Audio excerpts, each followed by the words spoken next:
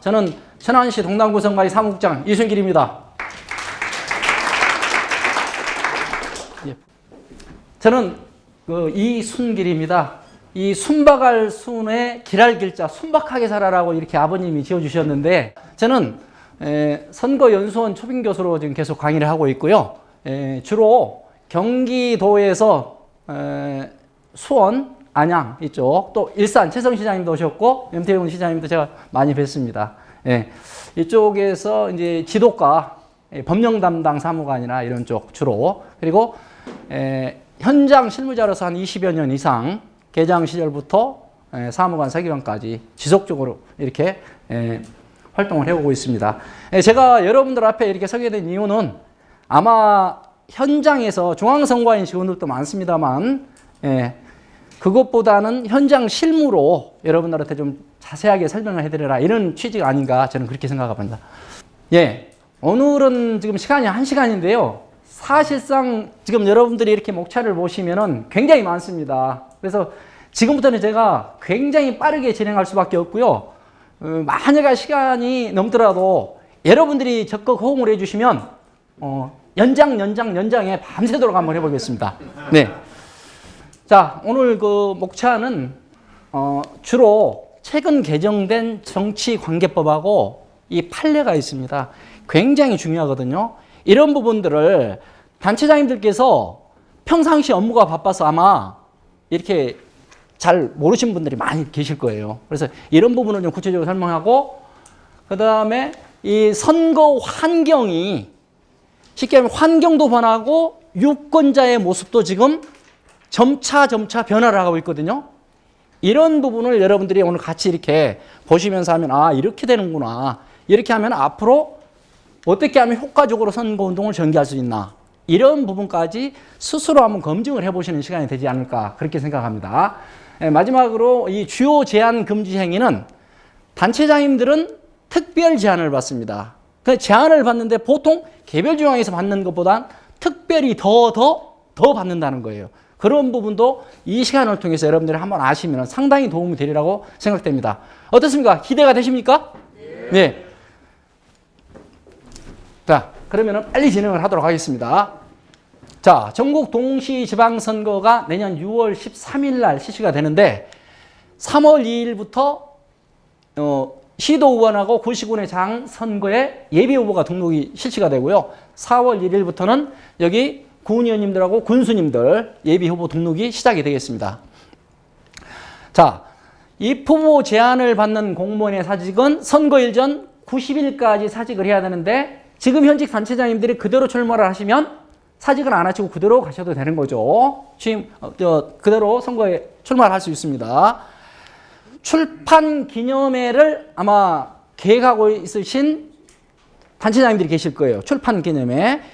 이것은 선거일 전 90일부터는 못합니다. 못하시니까 이 부분도 여러분들이 미리 계획을 수립하셔야 되고요. 참고로 출판 기념회는 과거와 달리 일반 선고 구민을 대상으로, 과거에 좀 제한이 많았습니다. 출판 기념회 자체도 일반 선고 구민을 대상으로 출판 기념회가 가능하다. 이 정도까지 말씀을 드리겠습니다. 자, 아시다시피 선거일 전 60일 4월 14일입니다. 4월 14일. 이때부터는 단체장님들은 특별히 선거에 영향을 미치는 행위가 제한됩니다. 이 부분에 대해서는 제가 구체적으로 나중에 말씀을 드리도록 하겠습니다. 사전투표는 선거일 전 5일부터 이틀간 이렇게 6월 8일, 9일 이렇게 실시가 되겠습니다. 자, 그러면은 최근에 개정된 정치관계법하고 판례하고 이 내용을 제가 간략히 말씀을 드리도록 하겠습니다. 제 말이 너무 빠르지는 않으시죠? 괜찮으시죠, 뒤에? 예. 자, 사전선거운동과 관련해서 작년에 대법원 판례가 있었습니다. 여기 대전과 관련이 되어 있죠. 자, 6회 지방선거에서 당선을 위한 선거운동 목적으로 무슨 포럼이라는 유사기관을 설립하고 선거운동 기간 전에 포럼을 통해서 전통시장을 방문하고, 제가 알기로는 경제포럼입니다. 그 다음에 기업을 탐방하고 시민토론을 개최하고, 지역탐방, 봉사활동 등의 명목으로 사전선거운동을 하였다고 유죄로 판단을 했습니다. 징역 8개월에 집행유예 2년. 그런데 대법원에서 작년 8월 26일 날 선거운동의 구체적인 판단 기준을 엄격하게 규정해야 된다고 판례를 변경을 했습니다. 이것은 굉장히 선거에서 여러분들 쉽게 얘기하면 사전선거운동 하면 단체장님들 아마 그러셨을 거예요. 야, 선관위에서 이렇게 하면 뭐 귀에 걸면 귀걸이, 코에 걸면 코걸이 아마 그렇게 말씀하신 분들이 가끔 계셨어요. 근데 이 부분이 획기적인 변화다. 자, 예시를 보여드리도록 하겠습니다. 자, 기존에는 객관적으로, 앞부분을 생략하겠습니다. 인정될 수 있는 능동적이고 계획적인 행위를 말한다. 이렇게 해서 약간 두리뭉실하면서도 여러분들이 보시면 이게 선거운동 주체자 입장이 반영이 많이 된 판례였습니다. 제가 생각이 그렇습니다. 그런데 변경은 정치인의 유권자 접촉을 폭넓게 허용을 해야 된다. 정치인의 유권자 접촉을 폭넓게 허용해야 된다.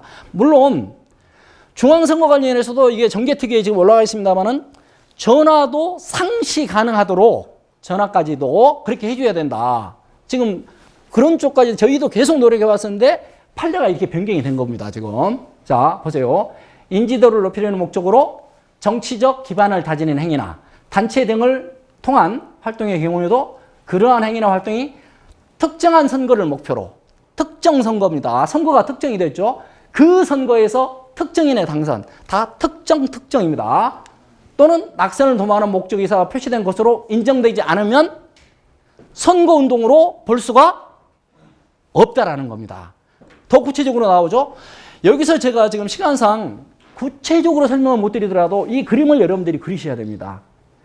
단체장님들은 특별 제한을 받지만 그러면은 단체장님들이 아닌 다른 입후보 예정자님들의 활동이 여러분들을 아마 압박해 올 수도 있습니다. 그렇지 않습니까, 여러분? 네.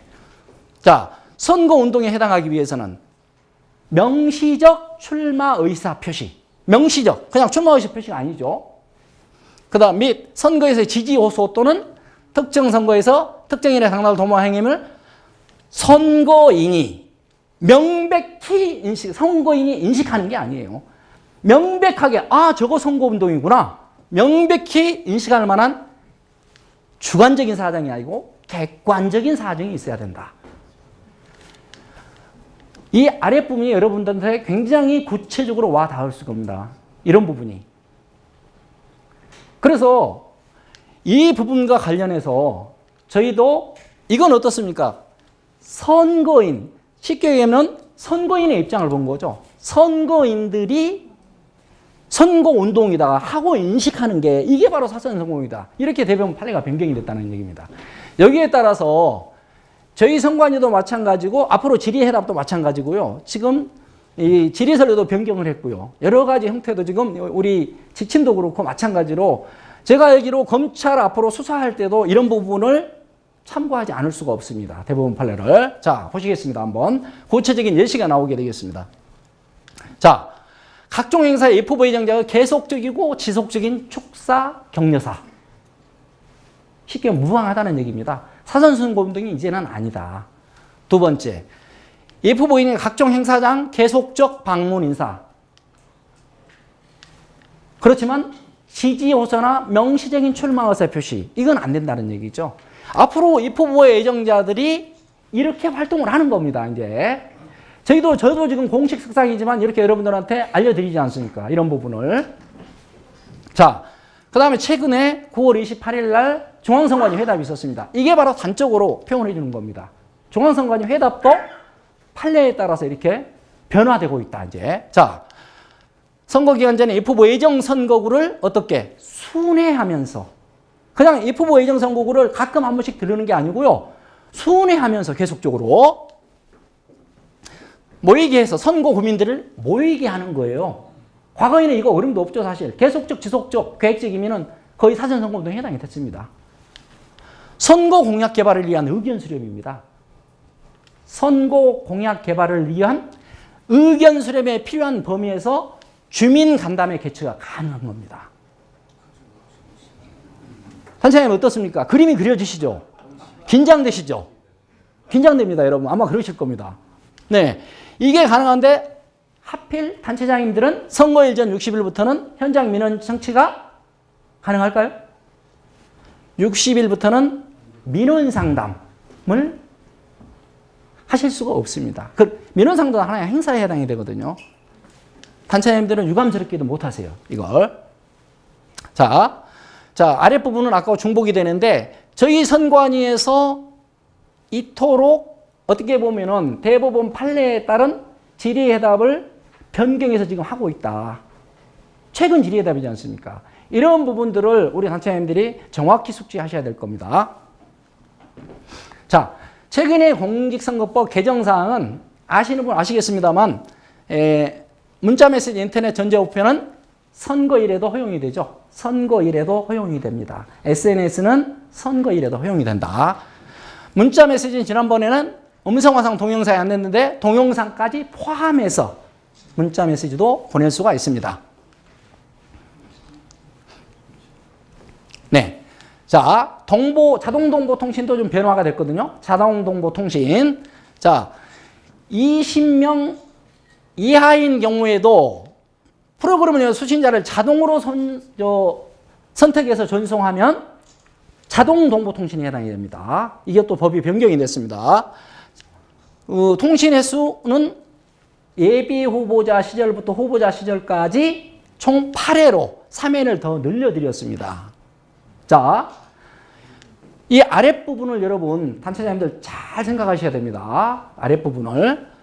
설날, 추석, 사카탄신, 크리스마스, 정월, 대보름, 연말연시 읽어보시고요. 각종 기념일에 의례적인 문자메시지는 자동동보통신에 미포함된다. 이건 무슨 말입니까? 보낼 수 있다는 얘기죠. 자동동보통신으로 보낼 수 있다는 얘기입니다. 이거 뭡니까? 단체장님들은 선거운동을 예비후보자 등록하기 전까지는 하실 수가 있습니까? 없습니까?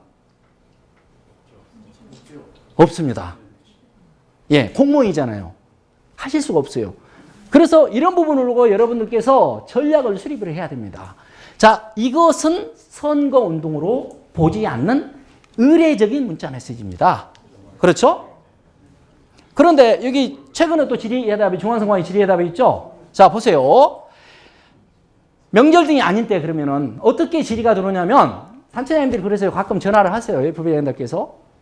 나는 매달 문자메시지를 보내는 지인들이 많은데 이거 이렇게 하면 안 되느냐 이렇게 질의가 좀 들어와요.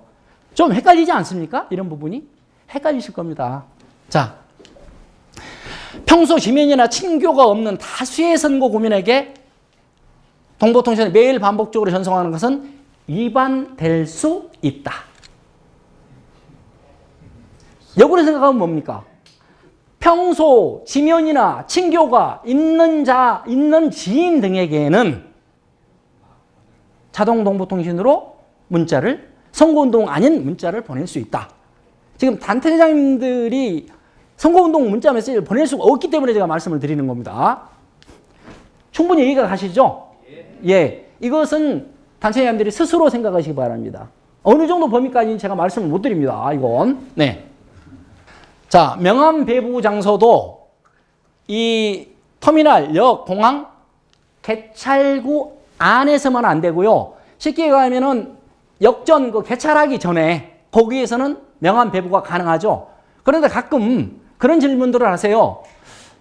지금 후보자와 함께, 예비 후보자는 지금 제도가 배우자와 함께 다니는 명함 배부가 불가하도록 이렇게 개정이 됐습니다. 그런데 후보자님은 명함 배부가 안 되느냐 이런 쪽으로 이렇게 말씀을 하세요. 어떤 경우냐면 예비 후보자로 등록을 하면은 명함 배부가 가능한데 서로 유관으로 보이지 않는 후보자 함께 다니는 자가 이제 하거든요. 예비 후보자 시절에는. 그렇죠?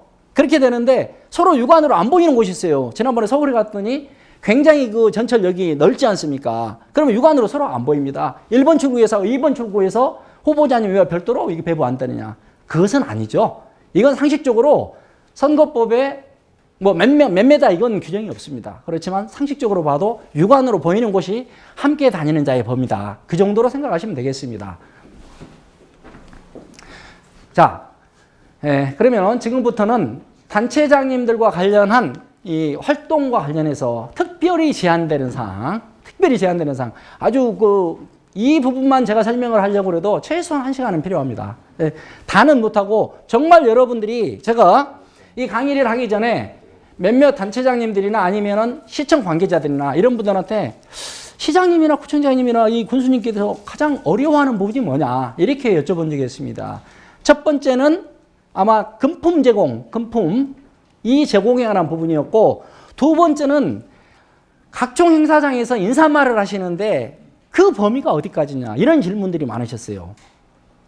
아마 여러분들도 공감을 하실 겁니다. 그 부분에 대해서 아마 여기서 지금 해소가 될 겁니다. 이 정도에서. 자, 공무원은 단체장님들은 일단은 공무원의 신분이죠. 하기 때문에 지위를 이용하거나 선거에 영향을 미치는 부당한 행위를 할 수가 없습니다.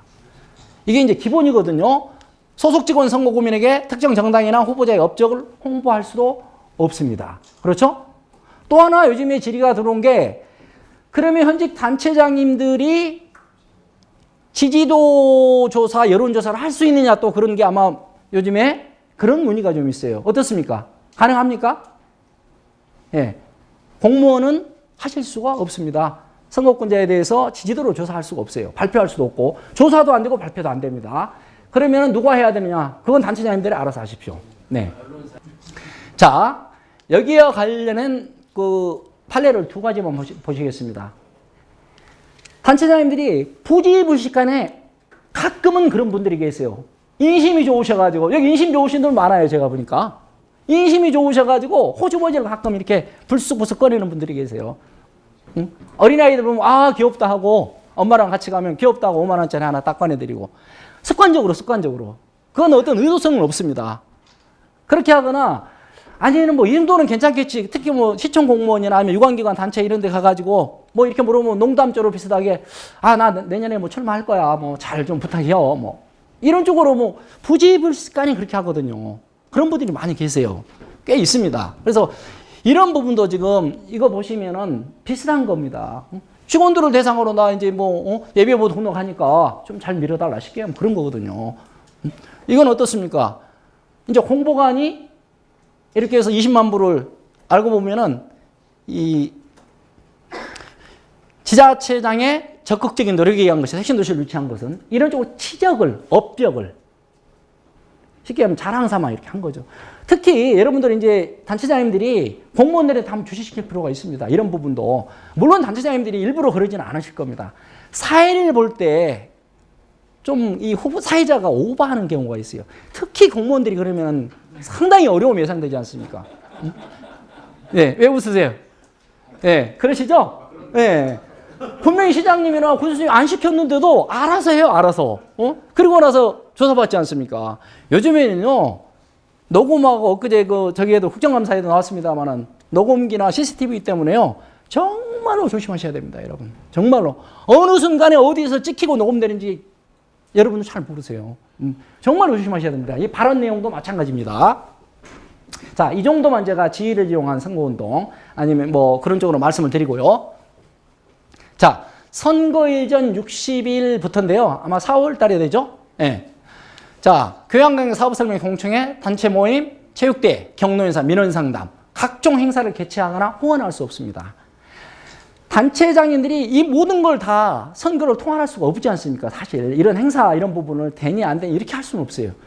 그러면 결국은 시청만 보더라도 자청정과 이런 데서 이거 보통 하시니까 그렇게 되면은 누군가 이렇게 통화를 할 수 있는 누군가가 이렇게 해줘야 됩니다. 안 그러면 각과를 통화를 할 수가 없어요. 선관위에 막 빗발치게 전화가 오거든요. 이런 부분을 선거 유관 아마 저희한테 이제 협조부서가 자청정과 같은데 그런 쪽에서 통화를 해서 하시는 게 좋습니다. 이런 부분도 지금 천안시 같은 경우도 특별히 해당 부서에서 굉장히 협조적입니다. 이런 부분. 그리고 그분들이 어쩌면 저희보다 법을 더 잘하는 것 같아요. 항상 관심을 갖고 선거에 대해서. 그렇게 하다 보면은 우리 단체장님들이 크게 신경을 쓰지 않으셔도 단체장님들한테 문제가 되지 않는다 이거예요. 그것도 하나의 방법인 것 같습니다. 자, 시기와 관계없이 언제든지 개최 후원 가능한 이 범위가 있습니다. 자, 먼저 법령입니다. 법률 명령, 각 부 중앙행정기관 시달 기본 시책. 이런 경우는 언제든지 가능합니다. 개최 후원. 두 번째, 특정일, 특정 시기. 제가 이렇게만 말씀드리겠습니다. 꼭 해야 되는데 이런 행사 가능하다는 얘기죠. 그 다음에 사례를 보시겠습니다만 고시군민의 나라 행사, 읍면동영상 행정구역단위 정기적인 주민 종합주민체육대, 거위축제, 법기대, 마라톤대, 각종 기념일 행사. 이런 부분은 언제든지 가능합니다. 언제든지. 자, 지금 선거일 전 180일이 12월, 올해 12월 15일입니다. 그 부분과 관련해서도 상당히 머리가 아프실 겁니다. 공공기관이 주최하는 행사 외에 참석을 못 하시잖아요. 언제? 근무시간 중에. 근무시간 중입니다. 근무시간 중. 연가기간도 근무시간에 해보면 안 되죠. 이런 부분도 지금 연말 되면 행사가 굉장히 많을 텐데 단체장님들이 그런 부분까지도 미리 계획을 하셔야 될 겁니다. 제가 보기로. 그럼 어떻습니까? 공공기관이 아니면 어느 때 해야 돼요? 정 시장님이나 구청장님 이렇게 모시고 싶으면, 인사 말씀 듣고 싶으면 일과 후 해야 되겠죠? 네, 그 정도만 말씀을 드리겠습니다. 자, 그 다음에 아까 말씀드린 그 금품, 기부행위 이쪽을 많이 질의가 많으시다고 그랬죠? 자, 기부행위로 보지 않는 직무상의 행위가 과연 무엇이냐. 이것도 마찬가지입니다. 법령. 이것은 부상은 안 됩니다. 부상은 안 돼요. 그 다음에 자체 사업계 예산으로 하는 이 대상 방법 범위 등을 구체적으로 규정한 조례입니다. 조례에 의한 금지죠. 이건 직무상의 행위고 가능하다는 얘기입니다. 될 수 있는 게 굉장히 많습니다. 자, 그 다음 업무 파악을 해서 내년에 아마 단체장님들이 초도 손실을 하실 거예요. 거의 다 하실 겁니다. 그런데 거기에서 제공할 수 있는 음식물이 있지 않습니까? 무슨 음식물입니까? 다과죠? 근데 왜 맛있는 식사가 제공되는 경우가 있더라고요. 네, 제가 직접 경험한 사례입니다. 요거 유념하셔야 됩니다. 이런 경우는. 이런 경우는 예를 들어서 초도순시나 이런 부분, 여기 보시면은 소속이나 하부 행정기관 행위는 특별한 사유가 없으면 단체장님의 행위로 귀결이 됩니다. 이거. 그래서 조심하셔야 돼요. 그래서 무슨 회의 시간이 아니라 이런 부분에, 이런 시간에 말씀을 하셔야 됩니다. 공무원들한테. 자, 다과류 음식물이고 이런 부분은 특별히 유의를 하셔야 됩니다. 자, 이게 있죠. 법령에 의해 금품 제공이 가능한 경우가 있습니다. 이런 경우는 법률과 명령에 직접 근거한 경우만을 의미한다. 이건 무슨 말이냐면 아까 제가 그랬죠. 법령에 의해서 각 부서의 지침에 의해서 행사 개최가 후원이 가능한 분야가 있다고 그랬지 않습니까? 가능하다. 그런데 그 행사 개최가 가능하다고 해서 금품 제공까지 이 법률과 명령에 직접 규정하지 않으면 할 수 없다는 얘기입니다. 이해가 가시죠? 예. 자, 경로당의 이런 부분은 여러분들이 활용하실 수 있는 분야입니다. 지금 물론 예산 범위 내겠지만 할 수 있는 분야가 있는데 할 수 있는 분야는 안 하시고 할 수 없는 걸 자꾸 돈 들여서 하시려고 그래요. 그런 분들이 계세요.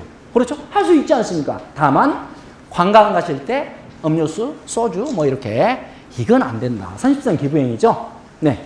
그 다음 포상에 관해서도 질의가 많더라고요. 궁금해하셔요. 이것도 법령 조례에 따라 표창 포상을 할 경우 단체장이 직성명 표시를 직접 수여할 수 있으나 부상은 수여할 수 없습니다. 그런데 부상을 수여할 수 있는 경우가 있을까요? 있습니다. 그렇죠? 소속 직원이죠. 직원들. 그것도 뭐냐면 그건 조례의 근거가 있어야 되고 지금까지 해오던 관례에 따라 해야 됩니다. 네. 자, 지금까지 법 변천에 따라서 그 부분에 대해서 변경된 것을 제가 그 다음에 단체장님들의 특별 제안에 대해서 간단히 좀 말씀을 드렸고요. 자, 그러면은 지금 아까 모두의 선거 환경하고 유권자 의식이 굉장히 변화가 되고 있는 것을 저도 피부로 느낍니다. 여러분들도 분명히 마찬가지일 겁니다. 제가 25년 동안 27년째인데 이런 부분을 옛날 과거부터 한번 여러분들이 이 그림을 보시면은 아마 추억이 새록새록 할 겁니다. 자, 옛날에 한강 백사장 유세 정당 연설회죠? 이게 한 100만 명 운집했습니다. 저도 봤습니다. 저도. 이게 2003년까지 있었습니다. 합동연설도 마찬가지입니다. 그렇죠? 참 인력 동원하시느라고 굉장히 애들 많이 쓰셔서 솔직히 대부분 돈 많이 들어가죠? 네. 저희도 알고 있습니다. 그렇지만 적발이 쉽지 않았습니다. 이런 부분이. 이게 돈 먹는 하마예요. 제가 봤을 때. 두 가지가. 그래서 과감하게 폐지하고 지금은 토론회나 미디어나 SNS를 활용한 이 환경이 급격히 변화하는데 나만큼은 자꾸 과거가 생각이 나. 그렇죠? 아, 과거 그때가 좋았는데. 네. 그러다가 꿈꾸다키는 거잖아요. 보세요. 환경 변화에 적극적으로 대처를 못하면 뭔가 문제가 생길 수 있습니다. 자, 이런 지금 거리 홍보 아마 저기 하는 장면, 운동하는 장면인데요. 이런 부분도 이 지방선거 때는 워낙 후보자가 많기 때문에 유권자의 시선을 끌지 않으면 상당히 어렵습니다. 가다가 멋있다 하고 어린아이가 손잡고 엄마 저거 참 멋있다 이쁘다 응? 그렇게 하면 성공한 거예요. 뭔가 아주 기존 관례 기존 틀에서 벗어나서 유권자의 이목이 어떻습니까? 거리 유세하고 운동하면 계속 보고 있는 사람이 있습니까? 별로 없지 않습니까? 지나가다가 한번 이렇게 보는 거거든요. 아, 괜찮아. 이러면 벌써 성공한 거예요. 이런 쪽도 지금부터는 그림에 그리셔야 된다. 그렇게 말씀을 드리고 싶습니다. 자, 그러면 유권자는 막걸리 생각부터 아까 과거의 추억에 상당히 아직도 많이 젖어있는 분들이 계세요. 특히 조금 연로하신 분. 저보다 연세가 많으신 분은 그렇게 많이 안 계시죠? 다 이렇게 젊어 보이시고. 염시장님도 굉장히 젊어 보이시네요, 오늘 보니까. 아, 그렇습니까? 예.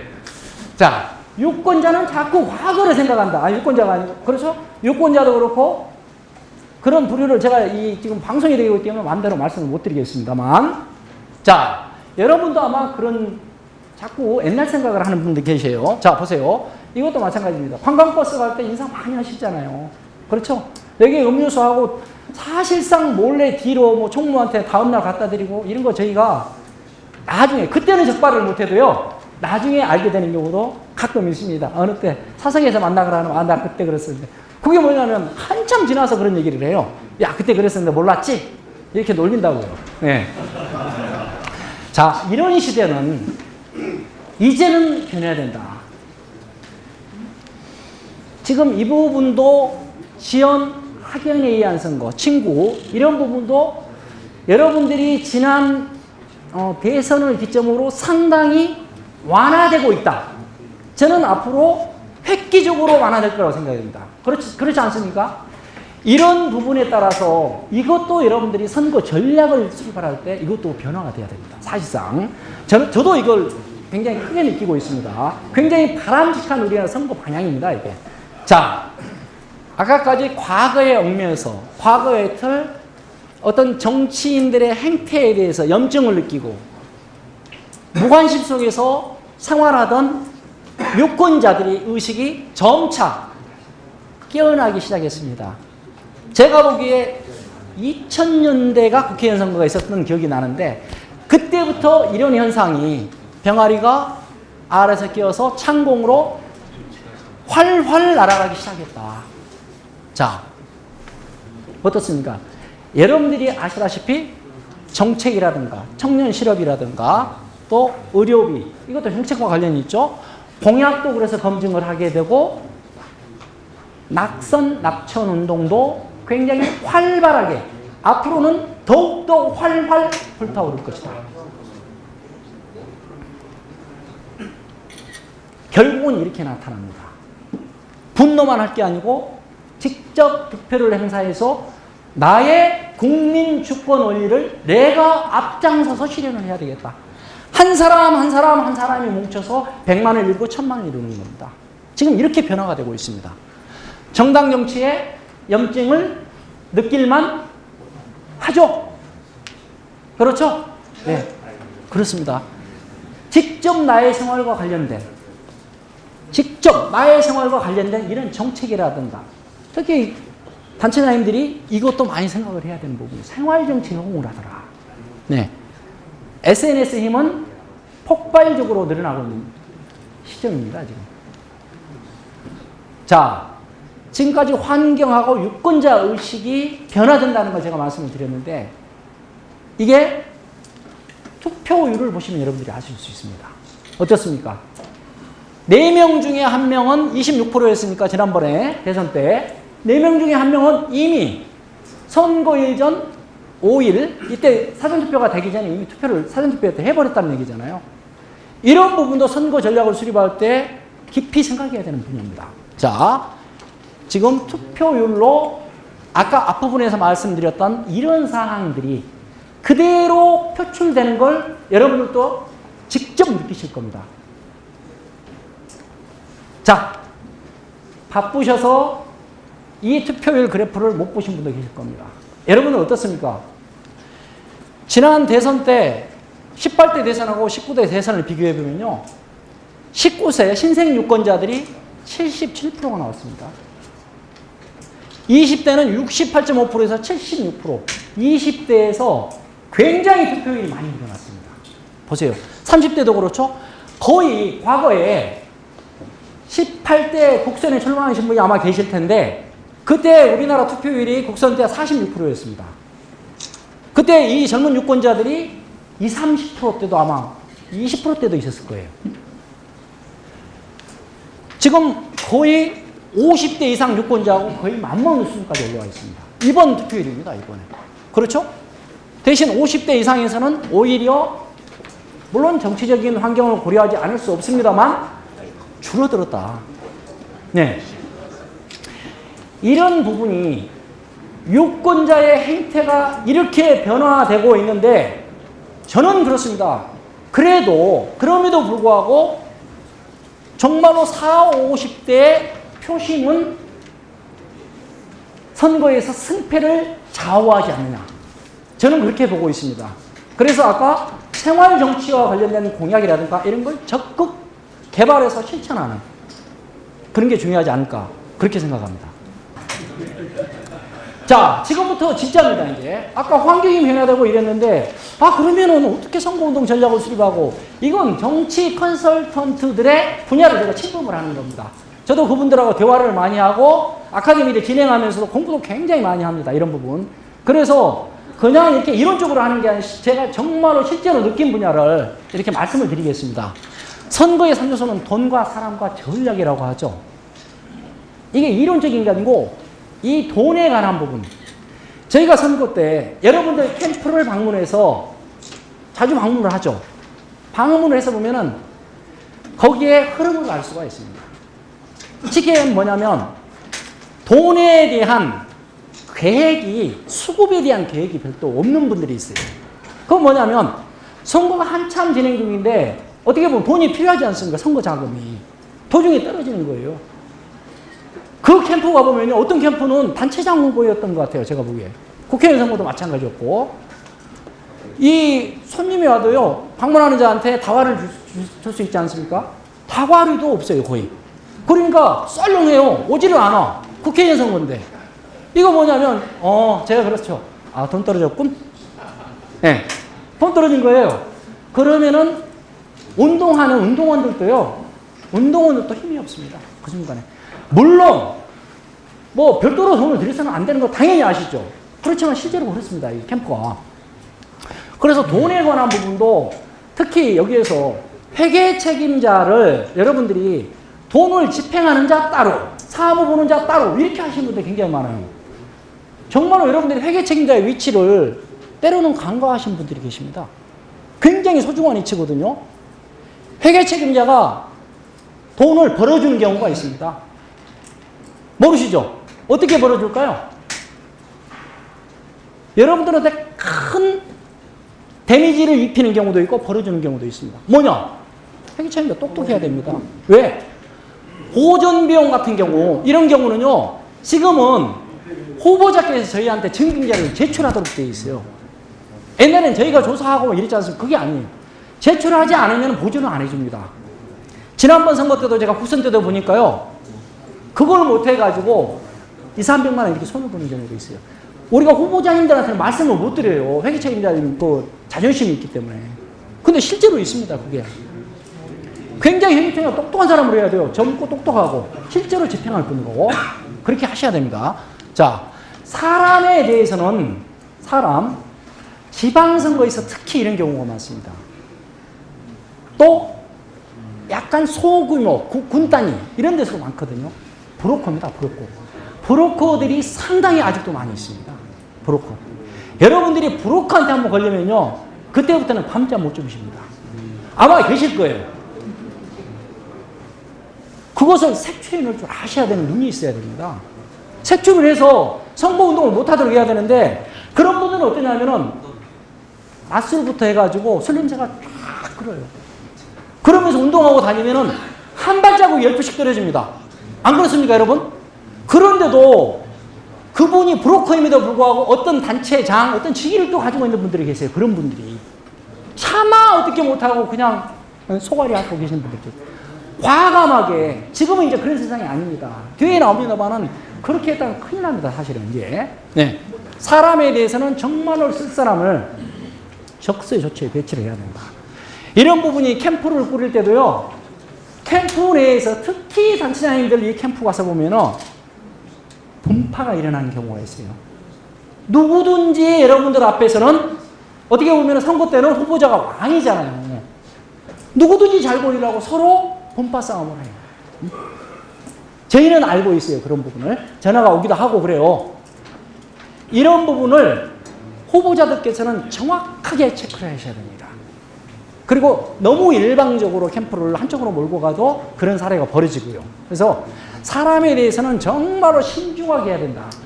전략은 제가 말씀을 안 드리더라도 이 부분은 환경이나 본인이 처한 입장에 따라서 그런 부분에 따라서 전략을 수립을 해야 된다. 이 말씀을 한번 드리고 싶습니다. 네. 밑에 나옵니다만은 컨설턴트들이 그렇죠. 지역선거는 표밭을 가는 땅의 선거다. 참 명언입니다. 네. 말로만이 아니고 저도 그렇게 생각합니다. 지역선거는 계속 발로 뛰는 게 최고다. 자, 지금부터는 실질적인 선거운동인데요. 시간 관계상 제가 다 설명을 못 드리고 제가 꼭 느낀 분야만 말씀을 드리는데 혹시 저와 견해를 달리 하실 수도 있습니다. 선거 박사님들이기 때문에. 자, 제 생각을 제가 느끼는 분야를 이렇게 말씀을 드리면 그럴 수도 있구나. 여러분들이 4년 전에 했던 그런 선거 행태의 모습 속에서 혹시 내가 반추해서 반성하고 다시 생각해 볼 분야가 없는지 이렇게 생각하시라는 겁니다. 자, 첫 번째 명함배부입니다. 명함배부. 선거 때 보면요. 명함을 많이 배부하는 게 장땡으로 생각해요. 상당수가 그렇습니다. 여러분 그렇죠? 행사장에서도 마찬가지입니다. 전부 악수를 하려고 하고 얼굴은 쳐다보지도 않고 이렇게 하고 있잖아요. 명함도 이렇게 또 다음. 유권자들 싫어합니다. 그렇죠? 유권자들은 원하는 건 나를 안아주는 거예요. 영희 엄마, 아유 요즘에 잘 계시지? 아유 영희 뭐 이번에 S대 들어갔다며? 아 참 당신 대단해. 어떻습니까? 한마디면 되지 않습니까? 관심. 여러분들 굉장히 머리 좋으시잖아요. 이런 쪽으로 하면서 나름대로 이게 아까 바로 소통입니다. 그런 쪽으로. 그게 낫지. 명함을 줄줄이 배부하는 거. 저는 반대입니다. 이건 별로 효과가 없다. 표의 확장성도 부족합니다. 그런 분야는. 악수하는 분야에서도 여러분들 형식적으로 악수하는 건 안 하니만 못합니다. 어떻게 보면. 자, 선거사무소는 저녁에 보면 선거사무소는 어떻습니까? 예비사무소도 마찬가지죠. 전등이나 형광 가능하지 않습니까? 그런데 불 꺼진 창이 되는 경우가 있어요. 불 꺼진 창. 다 꺼버리잖아요. 깜깜해요. 참고하시기 바랍니다. 전등이 가능하죠.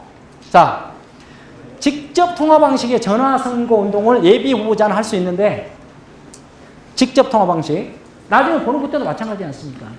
이런 부분 저는 그렇게 생각합니다. 여러분들 이것만큼은 제발 알아주십시오. 대부분이 선거 때 전화 홍보 부스를 설치해요. 저희가 적발해서 고발한 사례도 굉장히 많습니다. 저도 경기도 조상하나 하면서도 이런 게 많았어요. 그런데 전화 홍보 요원을 상당히 많이 주지 않습니까? 이분들이 선거 사무원이 아니잖아요. 자원봉사자입니다. 근데 저는 자원봉사자가 전화 홍보를 하는 경우는 거의 본 적이 없습니다. 그렇죠? 이건 정말로 돈 먹는 함하고요. 여러분들 이건 이 과태료나 나중에 포상금 때문에요. 정말로 위험한 방식입니다. 저는 뭐 지금 선거운동은 안 되지만 의료적인 전화 같은 건 가능하잖아요. 하루에 20통씩 할 수 있는 그런 여력을 차라리 이런 데 쓰시라 이겁니다. 돈 안 들어가지 않습니까? 20명 여러분들이 관심을 표명해 주는 만큼 전화 받는 분은 감동을 합니다. 안 그러겠습니까? 와, 우리 시장님이 나를 어떻게 알고? 어떻습니까? 표의 확장성이 제일 많은 게 이런 겁니다. 어이 친구 요즘에 엊그제 교통사고 났다며? 어때? 아, 못 가봐서 미안해 나. 그러고 끊는 거예요. 다음 선거에 더 달라고 하면 지지호소니까. 여러분 어떻습니까? 돈 안 들고 제일 확장성이 넓은 분야를 여러분들이 간과하고 있더라 이거예요. 자, 이 정도만 말씀드리고, 자, 후보자 선거운동에서도 거리 유세입니다. 거리 유세. 저도 지금 목이 쉬려고 하는데 여러분들이 하도 집중을 많이 해서 그렇습니다. 이거. 조금밖에 하고 싶은데 안 돼요. 이게. 거리 유세. 이것 때문에 목이 쉬어가지고 선거에 한 일주일 남겨놓으면요. 말씀을 못 하세요. 이건 관리를 잘못한 겁니다. 목 관리를 잘못한 거예요. 제가 봤을 때 그렇게 할 이유가 없습니다. 거리 유세는 제가 느낀 분야입니다. 이것도. 거리 유세는 길거리 가다가 거기에 계속 앉아있는, 계속 서 계시거나 앉아 계시는 분들은 누굽니까? 대부분이 요즘에 돈을 주고 동원을 안 해도 대부분이 동원하는 분들이고, 알고 보면은 제가 보고 내 80%는 내 표입니다. 안 그렇습니까? 내 표잖아요. 내 표인데 거기에 심의를 기울여요. 구구절절히 목 쉬어 그래가지고. 아니죠. 거리 유세는요, 내 캐치프레이즈와 맞는, 내 홍보 전략과 맞는 간단한 말을 반복해서 간단히 한 5분 내에 그렇게 하면서 상가를 다니면서 악수하고 차라리 잘 부탁한다는 훨씬 효과적입니다. 특히 아파트 앞에서 가가지고 아파트 내에서 마이크 크게, 확성장치 크게 하는 사람, 이건 완전 X입니다. X. 그런 분 안 계시죠? 그런 단체장에 계시면 나가세요. 저희한테 빗발치가 항의가 나옵니다. 어떻게 할 수가 없어요, 저희도. 이것은 내가 안 찍는다고 그래요, 유권자들이. 직접적으로 저희한테. 이건 정말로 여러분들이, 왜냐하면, 제가 이 말씀을 드리냐면, 후보자인 내 자신이 그런 걸 전체를 컨트롤을 해서 사무원들이나 관계 캠프장 관계자들을 교육을 시킬 수 있는 그런 능력이 있어야 된다는 거예요. 그걸 캐치할 수 있는 눈이 필요하다는 겁니다. 자, 거리 환수막은 지방선거 때 굉장히 많이 걸립니다. 이런 분야도 차라리 한적한 곳에 한두 사람이라도 보면 좋겠어요. 이런 게. 이것도 눈에 띄게 하는 방법도 있습니다. 거리 환수막도. 그 정도 말씀을 드리고, 지금 미디어 선거다 보니까 인터넷 광고 쪽도 잘 활용을 하셔야 될 겁니다. 인터넷 광고, 정보통신망이요. 특히 인터넷 광고가 효과적이죠. 큰 선거일수록 더 그렇습니다. 인터넷 쪽. 그렇죠? 후보자 방송 연설을 자치구시군의 장님들은 공영방송 TV로 못하죠. 지역방송, 유선방송으로 대부분 다 하시는데, 이런 부분이 뭐 그런 분들 계세요. 저거 TV 유권자 몇 명 보지도 않는데?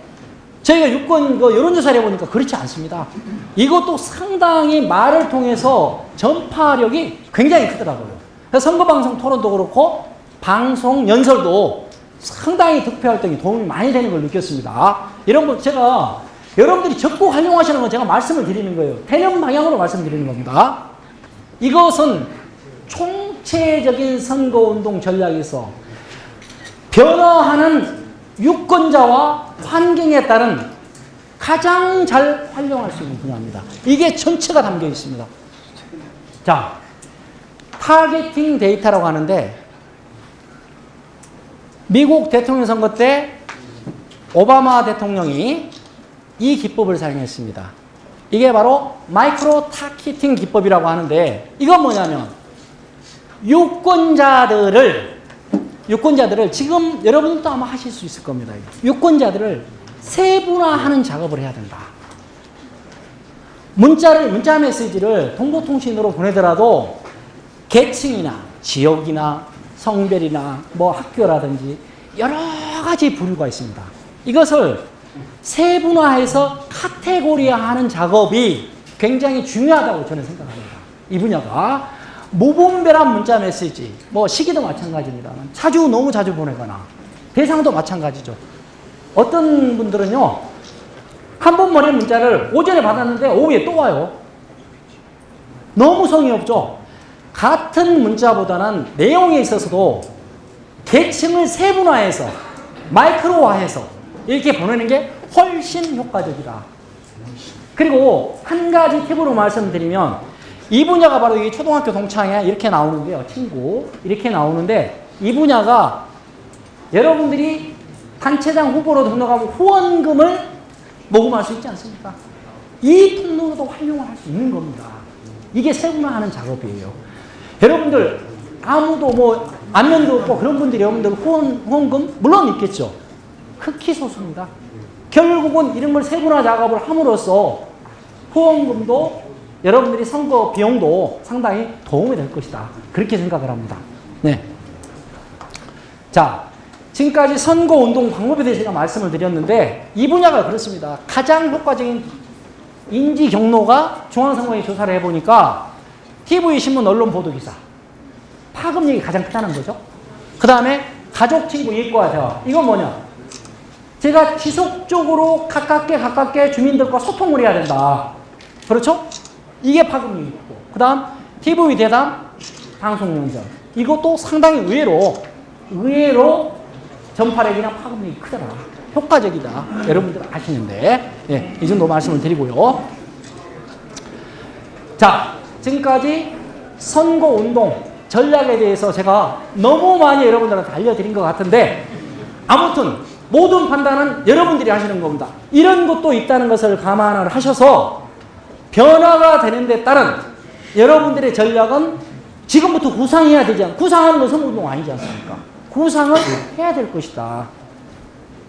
자, 지금부터는 공직선거법상에서 주요 제한 금지되는 행위에 대해서 간략하게 제가 말씀을 몇 가지만 드리도록 하겠습니다.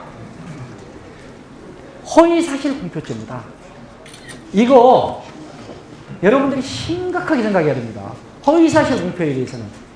이것 때문에 제가 있는 지역에서도 상당히 어려움이 있었고 또 다른 데서 제가 근무할 때도 이것 때문에 굉장히 어려움이 많은 사람이 굉장히 있어요.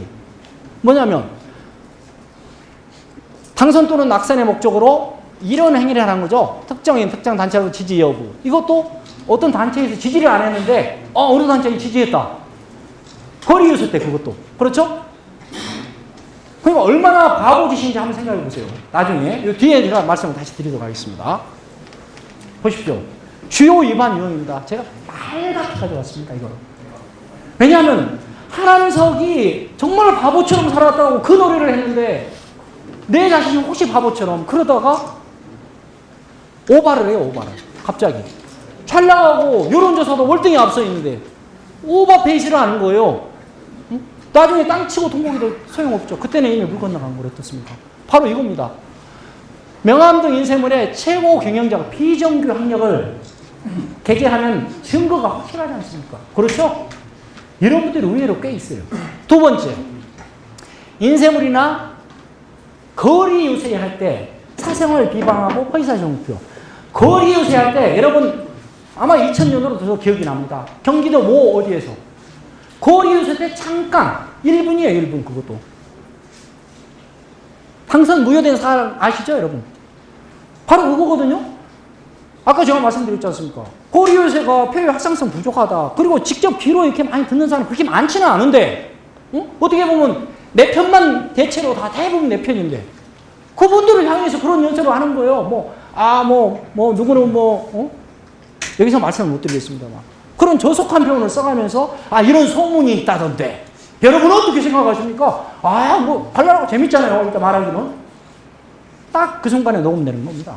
그 순간에 녹음된다는 건 항상 여러분들 아셔야 돼요. 이게 실제로 있었던 일들입니다. 인터넷, 트위터, 페이스북, 근거 없는 루머. 이것은 말씀드렸죠. 무슨 소문이 있다던데? 공표하면 소문 내용이 허위다 이거예요. 그런 소문이 있다 할지라도 그 내용이 허위로 이제 나중에 확인이 되면요. 허위사실 공표해야 되는 겁니다. 이거 정말로 이 지옥에서 떠도는 소문 이런 거 함부로 말씀하시는 거 아닙니다. 어떤 상대 후보자에 대해서 떠도는 소문 이런 것도 정말로 유의하셔야 됩니다. 자, 정당의 후보자 추천 관련 금품 수수 금지입니다. 이 분야는 특히 이 지역선거에서 지방선거에서 굉장히 사례가 굉장히 많습니다.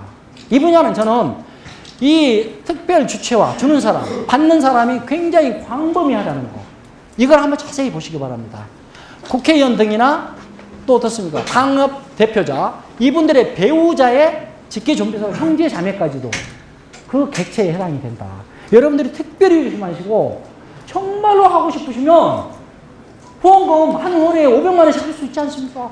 정상적인 특별 탕비나 후원금 통로를 이용하시는 겁니다. 소득공제도 받고 이 분야에 대해서도 상당히 무리가 많이 있습니다. 이번에 정말로 유념하셔야 되는 단체장들. 자, 기부행위는 제가 더 말씀을 안 드려도 특히 배우자님 조심하셔야 되죠. 배우자. 기부행위를 약속 이건 뭐냐면 여러분들이 부지불식간에 그런 경우가 있어요. 좀 도와주세요. 좀 도와줘. 이사장 좀 다 부탁해. 나중에 그럼 누구 어떻게 취직시켜줄게. 누구 저기를 해줄게. 암암리에 그렇게 해요. 급하니까 마음이 또. 그 약속행위지 않습니까? 그런 경우 아시죠, 여러분? 사례가 많이 있습니다. 이 분야도. 취소해도 그대로 위반이 된다. 취소를 해도. 이거 아니야. 나 그때 얼떨결에 잘못 말했어. 아니야. 이게 아니라는 거죠. 과태료 및 포상금이 여러분들이 우습게 생각하면 안 됩니다. 과태료로 여기 나옵니다만 과거 선거 때 지역 전체가 속대밭이 된 사례가 있습니다. 이게 과태료가 50배까지 부과가 되잖아요. 이렇게 되면요, 이런 상황이 있으면 물론 여러분들은 전혀 그런 분들이 없으리라고 생각이 됩니다.